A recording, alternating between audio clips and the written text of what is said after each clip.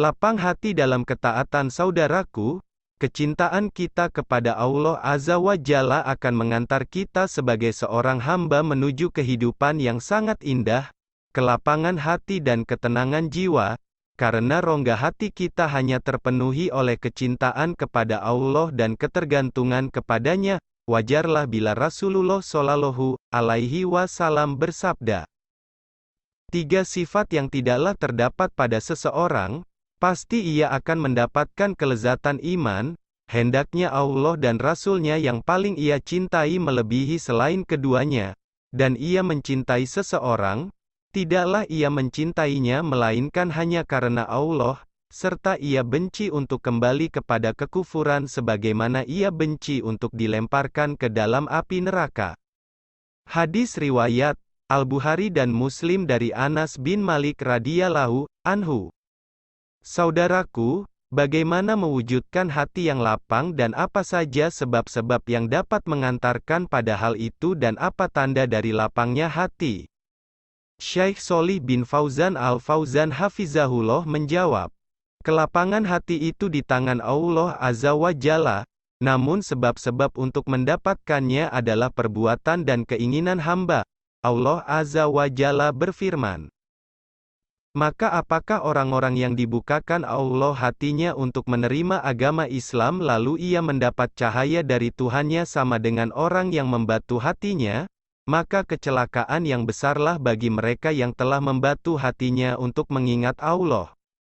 Quran Surat Az-Zumar 22, Allah Azza wa Jalla juga berfirman, yaitu orang-orang yang beriman dan hati mereka menjadi tenteram dengan mengingat Allah. Ingatlah, hanya dengan mengingat Allah lah hati menjadi tenteram. Orang-orang yang beriman dan beramal solih, bagi mereka kebahagiaan dan tempat kembali yang baik.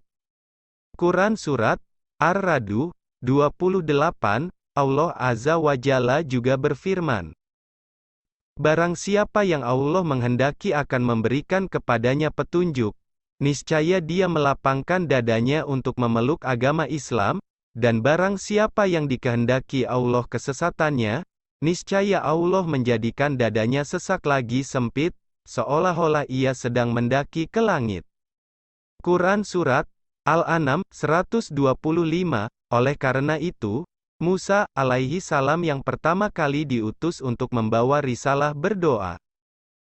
Musa berkata, wahai Rabbku lapangkanlah dadaku dan mudahkanlah urusanku.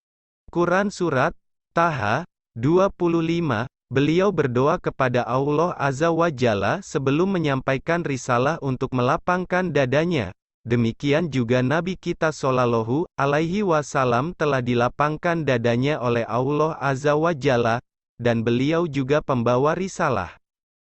Bukankah kami telah melapangkan untukmu dadamu wahai Muhammad? Quran Surat Al-Insyirah 1.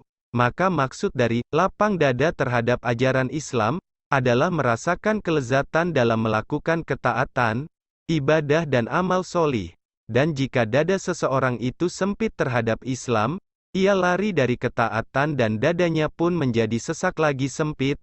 Inilah orang yang tercela, garis bawah waliyazubillah, garis bawah. Salah satu di antara keistimewaan besar berpegang teguh dengan Islam adalah apa yang disebutkan oleh Allah Azza wa Jalla dalam firman-Nya. Barang siapa yang Allah menghendaki akan memberikan kepadanya petunjuk, niscaya dia melapangkan dadanya untuk memeluk agama Islam, dan barang siapa yang dikehendaki Allah kesesatannya, niscaya Allah menjadikan dadanya sesak lagi sempit untuk menerima kebaikan Islam, seolah-olah ia sedang mendaki langit. Quran Surat Al-An'am 125, saudaraku, marilah kita senantiasa memanjatkan doa agar hati ditetapkan dalam hidayah dan dilapangkan hati serta dimudahkan dalam segala urusan. Wahai Rabbku lapangkanlah dadaku dan mudahkanlah urusanku. Ya Rabb kami, janganlah Engkau jadikan hati kami condong kepada kesesatan sesudah Engkau beri petunjuk kepada kami, dan karuniakanlah kepada kami rahmat dari sisi Engkau, karena sesungguhnya Engkaulah Maha Pemberi Karunia. Quran Surat Al-Imran, 8.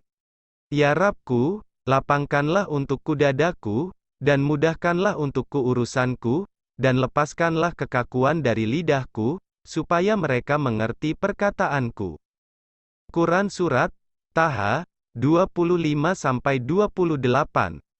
Wahai Rabb kami, berikanlah rahmat kepada kami dari sisi-Mu dan sempurnakanlah bagi kami petunjuk yang lurus dalam urusan kami ini. Quran Surat Al-Kahfi 10.